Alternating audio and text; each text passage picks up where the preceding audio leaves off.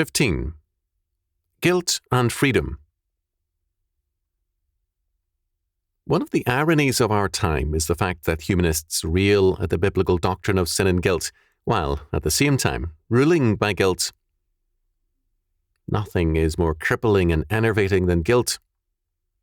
The more men are made to feel guilty, the more powerless and impotent they become.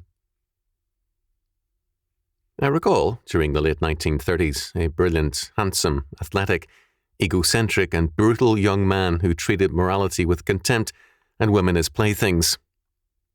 He had money and could indulge his sins. He married a beautiful and calculating young woman who saw him as a ticket to a good life. He could not have desired a more supportive and agreeable wife. She played the role of a saint to the hilt and was totally oblivious or forgiving of all his sins. From being a brutally sadistic man, he became a masochist and was dead in much less than 10 years. She had given him no excuse to pass off his guilt sadistically onto her, and it killed him. Most men and women are haunted by guilt and thus dogged by powerlessness. As a nation, we are ruled by guilt. We are made to feel guilty for our affluence, our homes, our food, everything, so that to be alive is to be guilty. Our schools and universities are training grounds for guilt. A guilty America is a ruled America.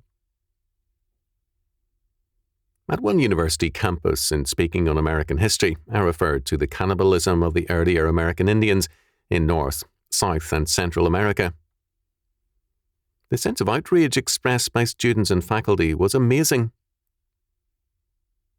One man on the faculty of a graduate school in the university said this: "Given the record of white Christians all over the world, it is immoral and untenable for any white man to refer to the faults of any other race." University degrees these days are too often degrees in guilt and impotence. Too often degrees are badges of castration. Real guilt is bad enough. Real guilt has behind it actual sin, a violation of God's law, or, in general, an attempt to be as God, to replace God as the determiner of good and evil. Genesis chapter 3, verse 5. Real guilt can be dealt with readily. The atonement is God's remedy for sin and guilt. Moreover, if we, as Christians, wrong someone, we know that God's remedy is that we make restitution. Real guilt has behind it actual sin and a very specific remedy. It is an unquestionable fact for any Christian that all have sinned and come short of the glory of God, Romans chapter 3, verse 23, and that there is none righteous, no, not one, Romans chapter 3, verse 10. But this has reference to our sin against God, to our covenant-breaking lives and natures. It is this sin and guilt which man suppresses in favour of another, imaginary sin and imaginary guilt. Are we guilty for any past sins of other generations against Indians, Africans, Negroes in America, Orientals, Jews, or anyone else? Are Christians guilty for the sins of 20 centuries? Are we guilty because India, the victim of its own religious faith, is hungry? There is no way that any man with a lifetime of humanitarianism can, quote, atone, end quote, for 20 centuries, or even 1 century of guilt in his short span. Even the sins of our lifetime are beyond our atonement because, first, we are not redeemers, and second, the guilt is imaginary. 1 John chapter 3, verse 4 tells us plainly that sin is the transgression of the law, that is, God's law. Imaginary guilt is the transgression of man's idea of sin and law. Especially since World War II, the so-called free world has been ruled by guilt.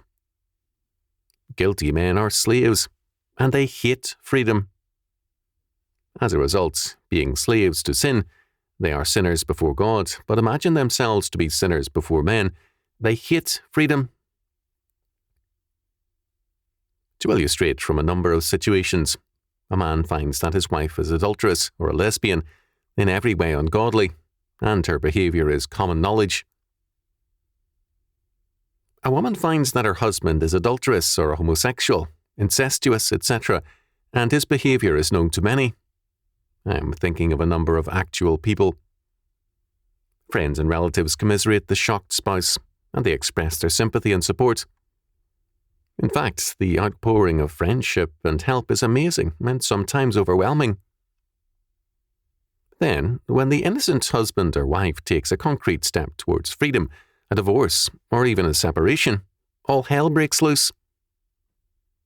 Friends and relatives who were until then very supportive are now outraged and hostile.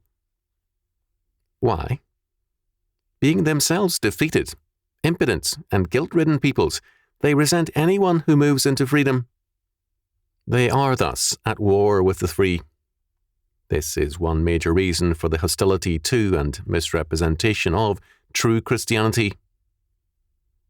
Guilty men accuse Christians of being in bondage in order to conceal the fact of their own bondage and impotence.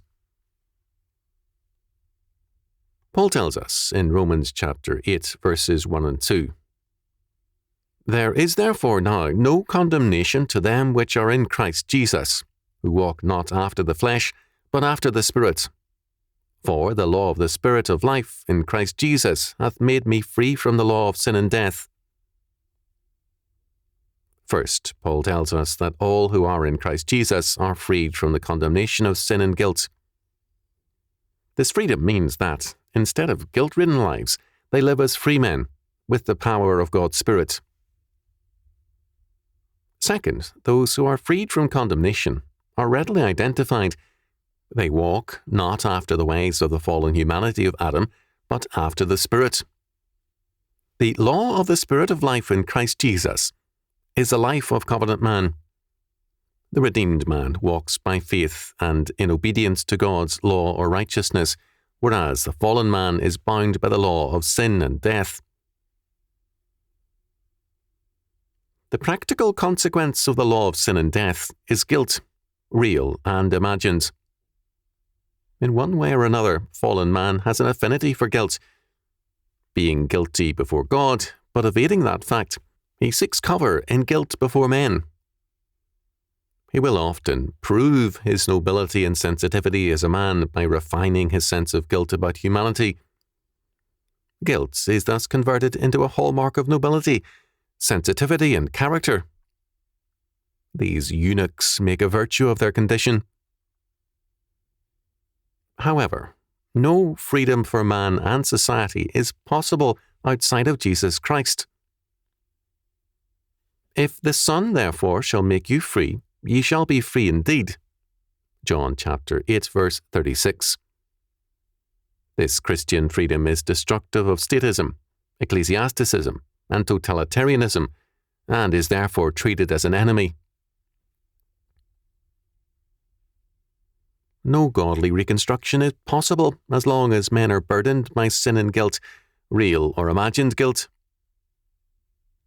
Politicians, preachers, and people around us are busily trying to impose a guilt trip on us, a trip to slavery. The calling of man in Christ is to freedom from sin and guilt and into life and righteousness or justice. It is a calling to dominion. Where there is guilt, there can be no freedom and no dominion.